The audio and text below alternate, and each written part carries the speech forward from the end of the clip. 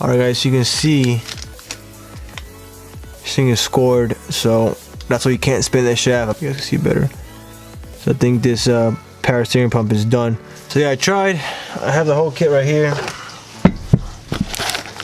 The kit came with new copper crush washers. Came with new O-ring, new like bearing seal, new C-clip, new O-ring for the reservoir, and a gasket for the 2 halves. But fortunately, I can't use it because this housing, well, the inside of this, you know, you can't even. You saw how I had to hammer it out. It shouldn't have to be that hard to hammer it out, or it shouldn't have to be that hard to take this out. So that's the end of that. Alright guys, so the new pump. This is from AutoZone. Comes with the gaskets,